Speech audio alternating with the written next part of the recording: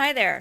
Welcome to AfterTheWell, the conversational podcast where you'll learn to realize the everyday encounters that seem mundane have the ability to transform your very existence. My name is Melissa Lappin, and I am so glad that you've chosen to join me and my friends as we chat about how we hear God in our everyday lives, because we're everyday people. We might laugh a little, we might cry some, but know that you're going to go away encouraged by the stories that we share. Thank you for joining us on this episode. Welcome to AfterTheWell. Hi, everybody. Loriel and I wanted to welcome you to our first Chit Chat podcast. Completely unplanned because I totally forgot she was coming today. I feel so special. But AfterTheWell is something that has been in my heart for a couple years now. And then meeting Loriel and hearing her story and becoming friends with her, just in her perspective on life and relationships and love and just the father heart of God for us, especially as women. Even though this podcast is not just for women, I will be interviewing guys as well and having, just some chit chats with the fellas. But her heart as just receiving just her healing personally as a woman and how God speaks to women is kind of what we're going to talk about today. And just we have, you see, no paperwork. There's nothing behind the scenes as far as bullet points and topics that we want to hit. This will probably end up being a 2, maybe 3-part chit chat. But yeah, we just really want to kind of put it out there. I don't know, just how we each respond to God's love differently. And I am more of the, what's her name? That meme that went around, Shira. No, not Shira. Yeah, and she's like, I'm a delicate flower, and she's screaming about being a delicate flower as she's like in a warrior outfit, this Amazonian. I think it was Shira, and then here comes Loriel riding in on a unicorn. My father loves me, throwing flowers. So you're going to get a little of both things. Yeah. From us as we just talk about just life and the father heart of God toward us. The woman at the well, God started speaking to me a couple of years ago about it, just reading through it, and there's so much richness. People ask, who's your favorite Bible character? Who's your favorite, which disciple or what person in the Bible would you want to meet? And I'm like, the woman at the well. And they're like, who's that? Yeah. And she's always just known by the woman at the well, where she actually has a name. Her name is Fatina, but she wasn't named. No one knew her name until after the disciples baptized her, and they gave her a name. There's nothing written in history until after her encounter with the Lord. Oh. And that to me is, I don't even know how to put words around that. Wow. Of how much that is who we are. Yeah. And finding our own identity, because especially in I know there are other people in other countries watching this, because I'm internationally famous. Of course you are. You delicate flower. I'm an international flower. But our culture is driven by outward influence. Mm-hmm. The likes, the thumbs up, the followers, the crowd that we have around us. So much more. I mean, because I'm 12 years older than you, and so even you're I'm gonna say the word, even though your generation, it has just dealt with so much different than we did. I mean, back in the day, it was like, yeah, you wanted to be famous athlete or, you know, one of the Beatles or rock stars, something like that. But now, oh my God, the average Joe, everybody just, there, did you know that there is an actual diagnosis for depression because of lack of social media engagement? Wow. People I'm not surprised at all, though. Yeah. I'm not. Yeah, people are actually getting counseling for anxiety and depression, and that anxiety and depression comes from lack of social likes and thumbs up and the engagement. Because they are not seen and known by, they don't know that they're seen and known, and that's by their creator. Yeah. So they're looking for that in strangers. And how empty is that? Exactly. I mean, people you will never see and could not care less about you. They scroll, thumb up, scroll, thumb up, scroll, thumb up. But that was me, I'll say. Before, you know, I haven't always been like, the Father loves me. That was such a journey for me, because when I was 2, my parents divorced. My mom left my dad because he was abusive. He was addicted to drugs. He was physically abusive. And then moving forward, when it was like his weekends to come get me, he just wouldn't show up. So I'd be waiting there for him. And long story short, that was the beginning of that root of rejection that stewarded my whole life until even after I met the Lord. So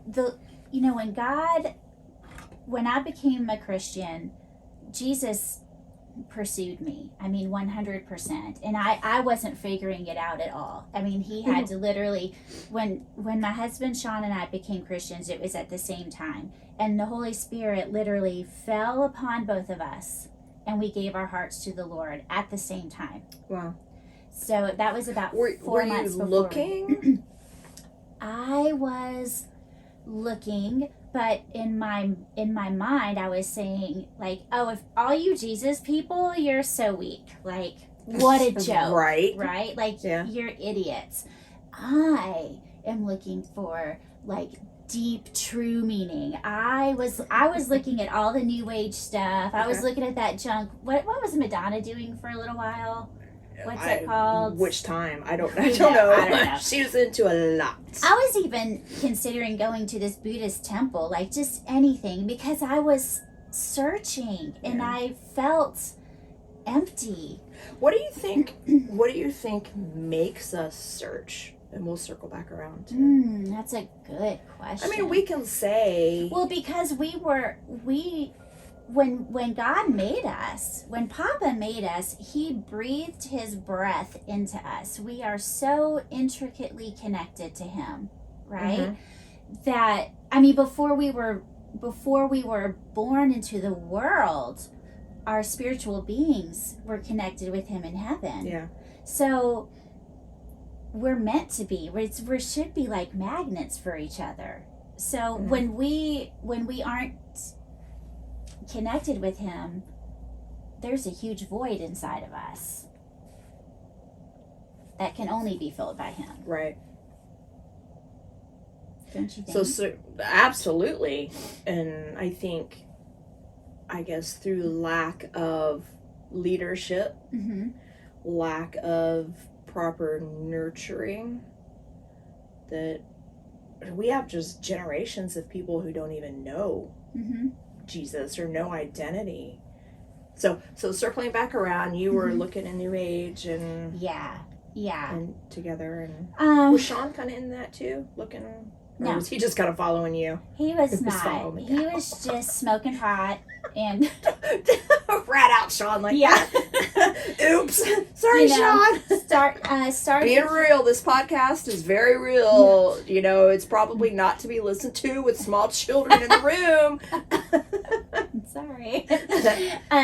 No, he was not. And he wouldn't go with me to any of the things. He was like, you whatever. And so was he anti, or just kind of just not interested? Totally indifferent. Okay, it wasn't indifferent. anti anything. And just that totally right indifferent. there, indifference it's like cancer. Mm-hmm. It just the indifference that I even see in our society, especially with the pandemic, that we don't challenge, we don't look for answers. The politics that we have, people are just indifferent. Oh, these are my choices and whatever. And, you know, and look where we are physically, emotionally, the anxiety, the depression that we have. You know, even in the Christian, the church and the Christian realm, you know, that. And I have friends out of both. I am not one of these people that I have just encapsulated with my church friends and I am separate from the world. You know, I'm in the world but not of it, and, you know, and get all religious. Well, that's one of the things that I think is so beautiful about you, is that you aren't put off by the rough, the unbeliever, the, you know, rough around the edges, any of that. That doesn't faze you at all. I actually enjoy it. Yeah. I love the challenge. I love just perspective in life and figure. I mean, because I've got friends in my life that all walks of life, all colors, all races. I wish I had some more Middle Eastern friends. I don't have any really Middle Eastern friends who to talk about Buddhism or Islam or any of that with, but I've got all kinds of other friends and homosexual friends and lesbian friends, and, you know, and we have great conversations. Well, because you'll talk to them about it without judgment. Yeah. I mean, how often does that happen for them? Not a lot. No. I don't have a lot of conversations where I'm not judged. Yeah. Yeah, that's a thing. But circling back around to just you finding the Father's, like, what was it for you? For realizing Father's love? Yeah, just like where was that? What was your well moment? And not that the After the Well is all about our salvation experiences, because the woman at the Jesus met her at the well. She got water every day, sometimes multiple times a day probably, but this one instance for you, your well moment. I can tell you, because it keeps coming to my mind, and I wasn't gonna bring it up because it's not ever talked about, especially in Christianity, but and you don't have to. Nope, it's good. It's good. So I have tissue right there. I've had 2 abortions. Okay. So I had my first abortion when I was about to turn, I think I was 20. I was in a lot of drugs, doing a lot of drugs, partying, doing hair, like living it, you know, going to the gay clubs at night with the gay guys from work, and which are fun, by the way. They're fun. People are gonna judge, but gay guys are just fun. They're fun. They're fun. They're fun. We had a lot of fun. I think it's because they're in touch with their femininity as well. Mm-hmm. They can be a man, but they're also in touch with their femininity. Well, I feel like it switched a little bit where it's, instead of there being a good balance, it's tipped to the feminine side, which is fun for us as women. Yeah. Yeah. It is. They can be girlfriends. Yes. Yeah, and that's what So I found out that I was pregnant and the guy was a loser, and I believed basically what the world is believing now. Like, it's my body, it's my choice, this is inconvenient, and I don't want anyone, I'm not going to have this baby and give it up for adoption, because then people would know I was pregnant, and so I had an abortion. So again, the outside judgment, the stigmatisms, the all the things, well, shame, and selfishness, because I was true. like, yeah, that doesn't fit in with my life. it's inconvenient. Right. Yeah. Then my second one was with Sean, my husband. So we were dating, we were living together. We kind of moved in together right after we met, basically. And I got pregnant again. And we were a little back and forth. We were like, we're going to keep it. No, we're not. We're going to keep it. No, we're not. And we ended up deciding to have the abortion. And let me tell you, now I realize most of the people that are going to be listening to this are Christians, and hopefully they would have the right mindset on abortion. But it is not what the world tells you. Like, you don't just have it with it not being a real baby yet, and you don't just have this abortion and you move on with your life. You never get over it. Yeah. You never ever get over it. It stays with you forever. And that shame sets in, right? Because this is how the enemy works. The enemy comes in and he says to you, oh, you should do that. You deserve it.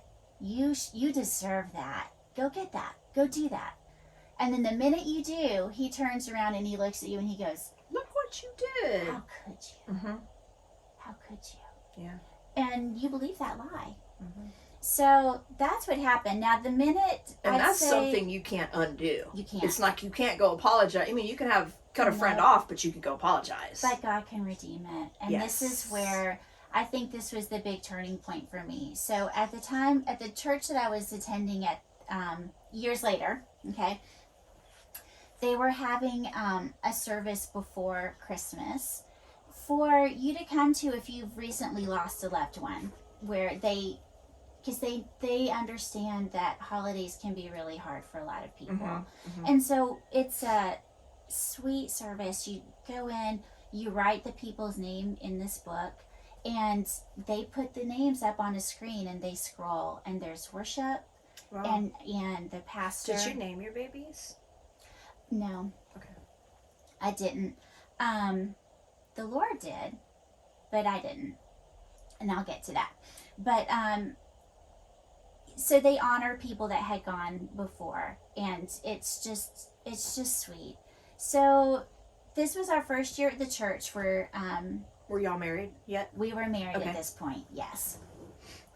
And I had this like dig in my heels, like, no, I'm not going to that.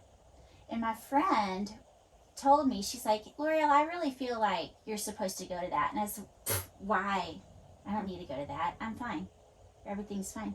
And she's like, well, I feel like you're supposed to go there. And I was like, absolutely not. I'm not doing that. I have no reason. And I went home from that meeting and I prayed and I was like, dadgummit. Fine. And I think, kind of to back up a few steps, part of what you were talking about with social media and the likes and dislikes, we have this craving for this instant gratification. And if you're going to really become a healed person and strengthen your connection with the Lord, you've got to take some time to dig into those painful places. Absolutely. Because they're never going to be not painful if you don't really get into deal with it, that, acknowledge it, have some major sandpaper moments, and hand it to Him and work through that pain and mourn it, because then you get freedom. Right. I mean, well, and a lot of that is like you hit it. It's a shame. Brene Brown talks about it a lot, and I hope I don't have to pay her for the plug, but once I get famous, but it's just dealing with the shame of all the things, and we try to deal with it on our own. And I think that is one of the it's a key. It's I don't know. I can't think of how I want to say it, but shame causes us to hide, and we don't reach out and. Like you, I don't need that, or I can do it. You know, I'll figure it out. I'll figure it. I have several friends that they're in me too, and I think some of it is personality, but also some of it is, just background and history and how shame sometimes is put on us. Oh, how you're like the devil. How could you? We've got freaking family members that say that to us. Like, how could you? Well, you're just a piece of trash. Da, da, da. I'm like. Thanks, Mom. My mom never said that to me. But, you know, I mean, it's usually like family members and close friends. You're just like, yeah, not feeling the love, you know? And so we shut down, and it makes receiving that healing and getting that healing even harder. And then some people get to a point where they're just a plastic apple. I love that analogy. Was the best, yeah. The plastic apple. You know, you're just like gross styrofoam on the inside, but you are perfect, shiny on the outside. You know, no blemishes, no anything. And that's the facade we live in because we're not willing. Yeah. Because of the shame, of the fear, of the anger, of the selfishness, of all the discomfort. It's uncomfortable, and you don't want to, like, deal with that. Oh, I know. And honestly, with abortion, church has done an awful job. Horrible abortions and divorces. Oh, my God. Yeah. Let me get started on the church dealing with those things. Yeah. And homosexuality too. Yeah. You know. I know, and that's something I still struggle with. That topic personally, it's hard for me. I'm working in it. I'm working too, but yeah. So circling back around, you were at that church, that thing, and you went. Well, before I went, I sat with the Lord when He showed me, like, this is what you need to do, and He was tender. I mean, He was waiting for me.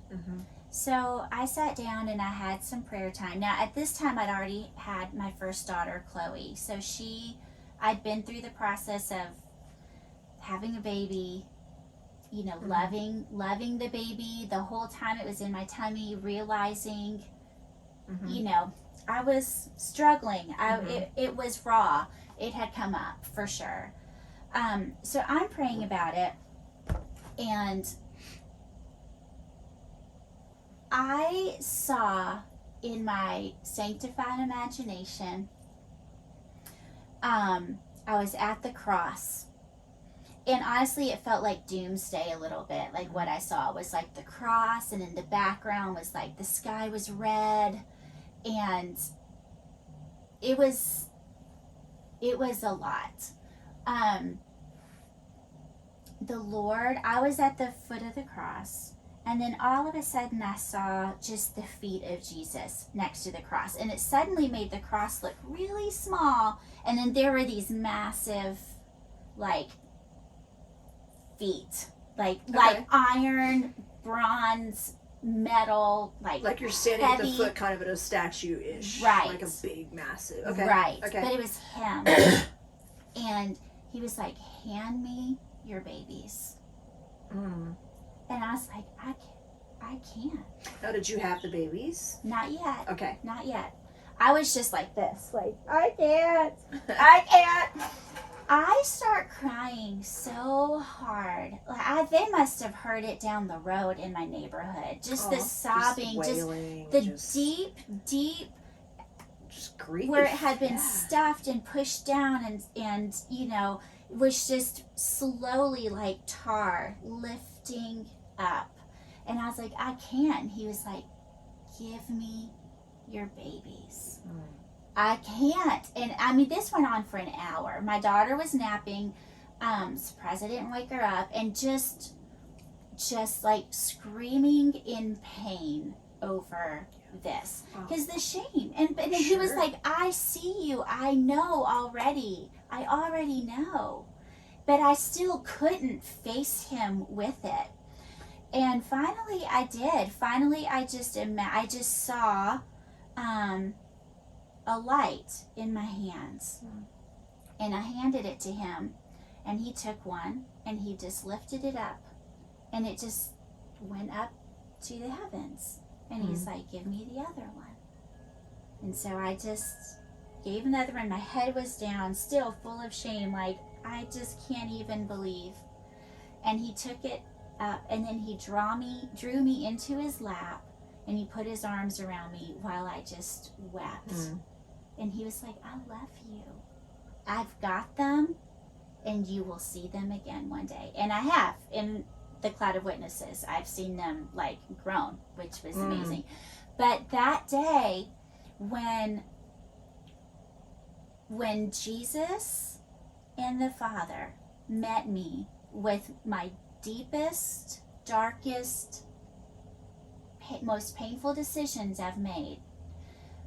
And I would say secret, but you know me well enough to know I don't have many secrets. Like, I'm just like, first podcast, I had 2 abortions. I'm pretty transparent, but that was a hard one. It was really hard. And so I think for me, in a lifetime of feeling rejected,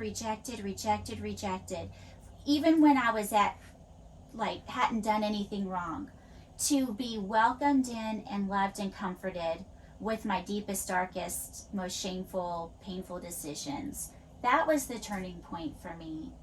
And it was a long road still after that, but that was the beginning of like, wow, he really loves me, and there's really nothing that can separate his love from me. Yeah. Well, and the thing too, it just came to me, which is a really cool analogy kind of thing. It's like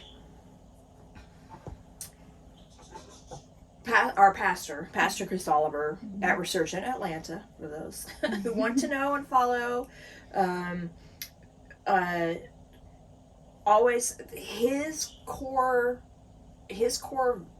values is seen, known, and loved. Yeah. You know, and I always think of that because that is that's what drives me too. He and I are really different because he's like a wooer and wants to just like, I'm like, no, you know, I'll pick and choose. It's not about everybody. It's like, God, who's my assignment? No. But when you were talking, the Holy Spirit was just talking to me about the love and being, you know, because you knew that you were loved even in all the stuff and all of that. And Holy Spirit said, yeah, but she couldn't hide it, and I already knew it.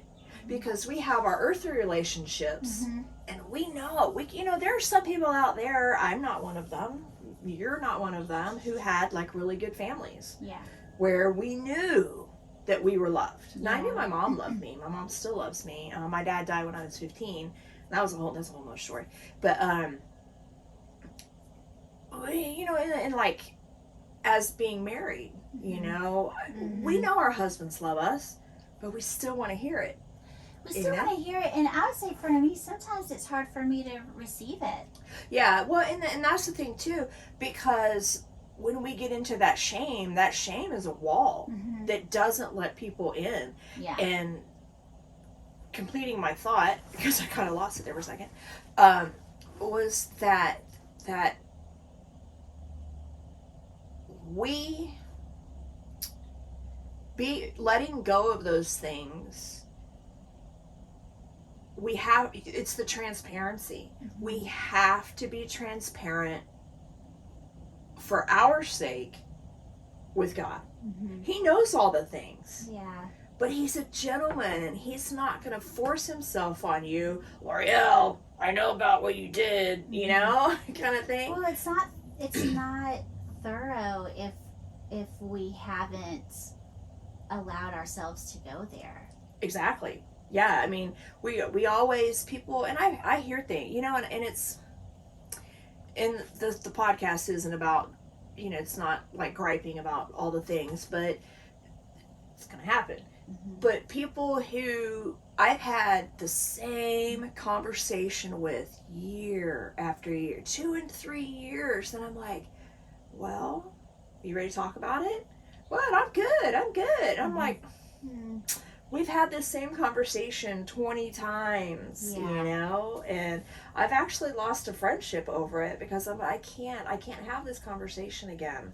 You know, you come to me, you say these things, but you're not willing to address them within your own heart. And you're mad at God because you're not getting breakthrough. He's not redeeming this and that. He's standing on the sideline waiting for you to get in the game. You know, we have to be transparent with ourselves. We have to be honest with ourselves. We have to, just the humility that we have to walk in, you know? And I think about it like Moses. I think about it all the time. Moses in the burning bush. How many times did he walk by that bush before he turned aside? Yeah. You know? Yeah. I mean, he was in that desert for 40 years. Doing the thing. Hiding. And I've studied it. I am the queen of obscure PBS shows. But I was watching, they do a lot of Bible shows on PBS for whatever reason.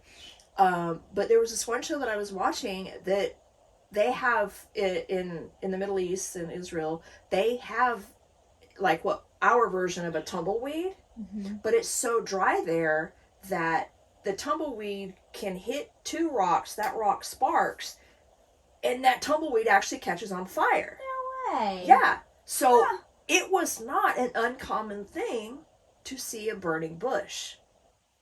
You know? It's just that this bush was not consumed by the fire. Exactly. And so when you read the scripture and it talks about Moses said, you know, and he turned to the side to see. What was it about that that caused him to turn? It was that it wasn't being consumed. And then the Lord, God started speaking to him. You know? I wonder if he felt something in his heart. There had to be the presence. Because if God was in the burning bush, right, then you're gonna feel, I mean, you're gonna, yes, deep cries to deep, and there were deep things in him that needed to happen. Which reminds me of one of my favorite things about the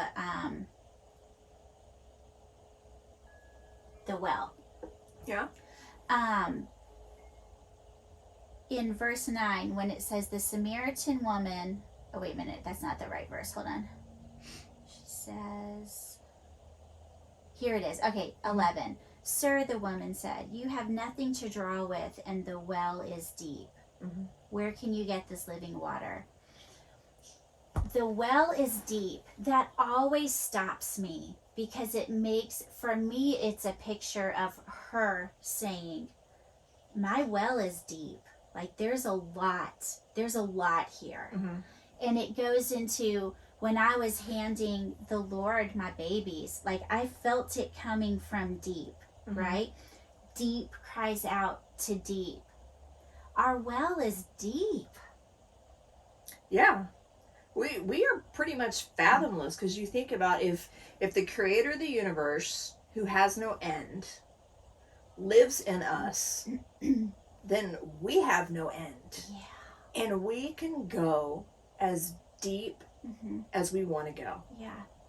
And deep cries to deep. Our hearts, that's why we can be with people and have conversations and we're like, oh, something pulls from the way down inside us and we want more of that because the deeper the well, the cleaner and the fresher the water, the colder the water.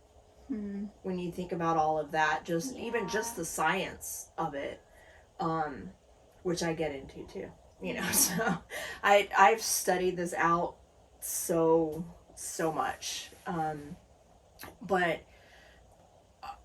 our lives, we have to be willing to go to those deep places and be real with ourselves and honest with ourselves, and that is that's a lot of my heart behind this, is talking to people with everyday situations, you know. Yeah. When people go to a podcast or whatever, they go to big name. Oh, I'm gonna go see what Bethel's doing, who's released this, you know, and we find the big names, Mm-hmm. you know. And a lot of times I just firmly believe we miss out by not having the true, honest, deep conversations with those that God has already put in our lives. Yeah. Because this is my community. Yeah. You're the person that I'm going to hang out at the well with. Mm-hmm. We're going to go get water together. Yeah. And we're usually meeting Jesus there. Yeah. When we have our conversations, when we go for our hikes on Fridays, Mm-hmm. you know, our book studies, anything that we do, we have to have the right community. Mm-hmm.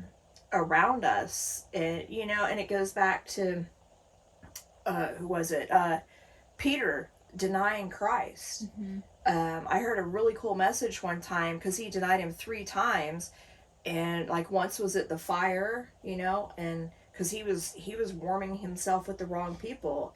All 3 scenarios, he was in the wrong place. He was not with the people that he needed to be with in that moment. Yeah. You know, he was with strangers Mm-hmm. who called him out, and he wasn't emotionally or spiritually ready to deal with what just happened. Mm-hmm. You know, because they'd spent all this time, and especially him, having the encounters and all the things that he had. Yeah. He was not spiritually or emotionally mature enough to handle that little girl at the fire going, "Hey, you're one of the disciples." Well, it's fear. Right.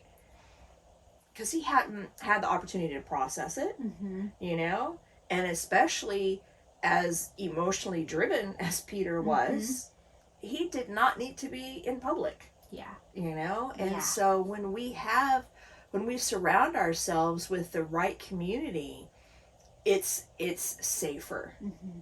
And that, I Yeah. think, is what especially our church community, Mm-hmm. but our society in general, we don't have safe places. Yeah. That's why we have the suicide rate that we have, the divorce rate, the anxiety, the depression, all the mental issues we have, is because it's like, well, we don't talk about that. Yeah.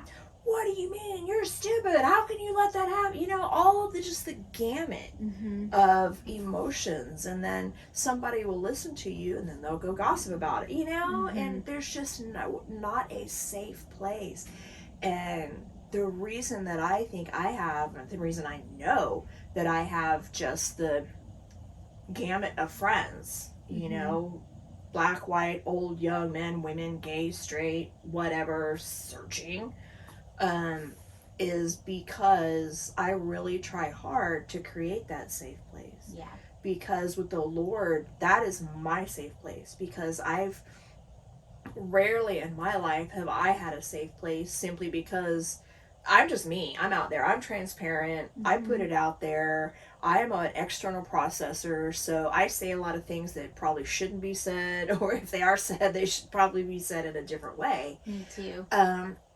And I have been shunned, you know, I've been labeled Jezebel by the church, control, all these things, and I'm like, no, I just am immature. And there's a big difference, because I have no other agenda. My agenda is not to control anybody, Yeah. you know. But I learned when I was at Bethel Ministry School, probably my first year, toward the end of the first year, I had an encounter with the Lord, and I walked away. One of my biggest well moments, my earliest well moments that I remember, was that I had this encounter during worship or one of the teachings or something, but me and God were having this conversation, and I walked away with, I never want to treat someone and make them feel the way I felt. Mm.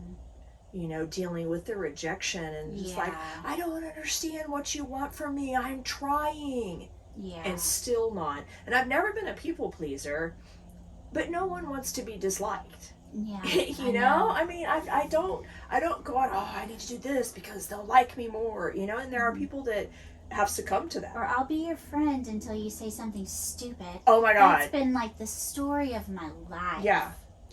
Like, yeah, as long as you're this way, right. we can hang like, out. oh, you're having a moment and you said something. I mean, I say that because that's been my most recent heartbreak in a friendship a few years ago, was just feeling desperate to be seen and known, and feeling like these friendships were starting to slip through my fingers, and then just in insecurity started talking about stupid stuff that it was all like Christian stuff, but I was being an idiot. And then rather than them saying, hey, are you okay? I noticed you've been a little off lately. And caring, they stepped back and the friendship was over. Just weird, yeah. You know, and we can't do that. Yeah. We can't do that. Yeah.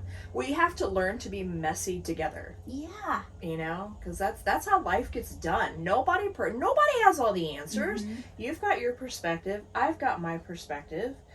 Yeah. It's just, I don't know. But the well, I think I'm really excited about it, and just having this conversation right out of the gate, just to set expectations of what other conversations are going to look like. Yeah. And just creating a safe place. And if you've got a story, and if you want to talk, and if you want a safe place, reach out. Mm-hmm. We're going to do some Facebook Lives. Don't know when those are going to happen. We'll try to plan those so that we can announce them ahead of time. To just be able to talk through things and ask questions with people. I mean, we're not counselors and therapists. I mean, I'm a life coach, and I mean, I'm a hairdresser. That is count. There's a degree for that. There's you know, that's a special kind of person right there. But we just wanted you to know our hearts.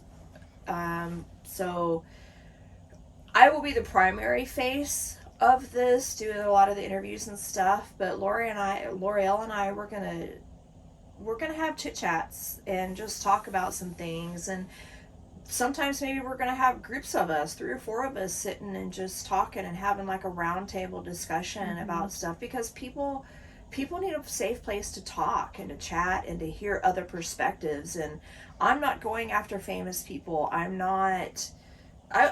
don't care who you are.